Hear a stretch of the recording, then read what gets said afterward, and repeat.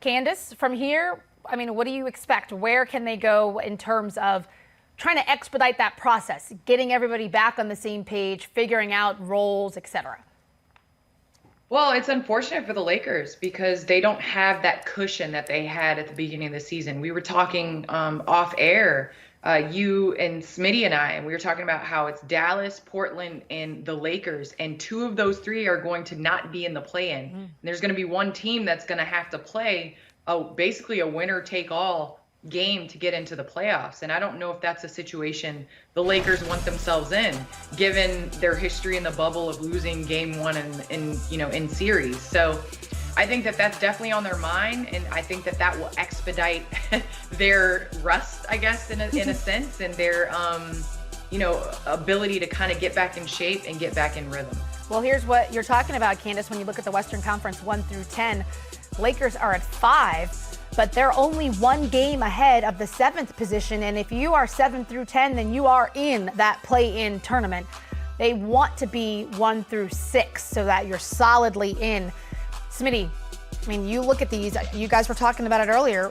What do you think is going to happen? I know you don't have a crystal ball, but seeing what's on the table. I predicted that the Lakers wouldn't be in a play-in game, but also I would say Candace and Steph, just looking at that matchup, what if they're 6? They got the Clippers, I think, in the first round. So if I'm looking at that correctly. So this is interesting. I like it. I mean, coming down, we're getting down to the last few games of the season, and there's some teams that can't rest their players because they got to juggle and not be in better positions. And you always like that as a basketball fan, not as a player on that team. You want to be able to get some rest going in throughout the, a couple games because you have a cushion. Right. But some of these teams right now, some of these big-name teams and big-name stars are going to have to play through the end.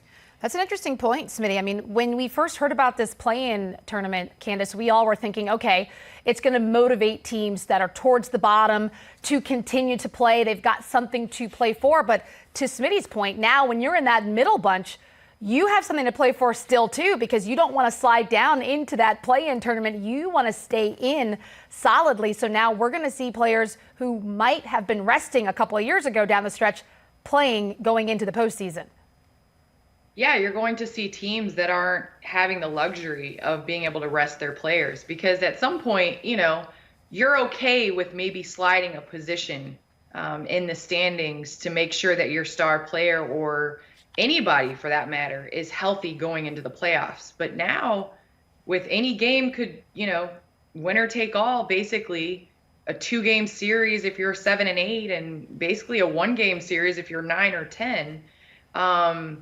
You really have to be healthy going into the playoffs, but you also have to make sure that you make the playoffs.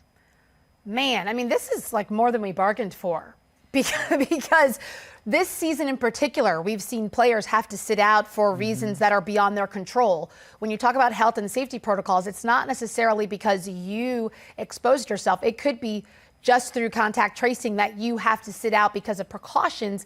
That is something that you cannot plan for as a team. No, you can't, Steph. And I think for us, all of us here watching the games now is we haven't got a chance to see any of these teams at full strength. Right. I mean, we're waiting for the Brooklyn Nets to play those 3 guys together. We were talking about that. We're waiting for the Lakers to be able to see LeBron and AD. We know what they can do, but how do they gel with Andre Drummond? I mean, there's so many teams that we're getting a chance to look because there's been so much movement and so many players out with injury, like you said, because of health and safety and protocol. And then it's been a shortened season, so it hasn't been as much of a longer dose to get a chance to see him. And coming off the bubble, there's some tired legs. There's so many different variables throughout this year. It's going to come down to the stretch. It's going to be really good because we're going to have everybody with an opinion of what this season in playoffs is going to look like. Yeah, my goodness. Cannot wait. I can't wait. It's coming soon, too. We got about 10 games left in the postseason, depending on how many games your team has played.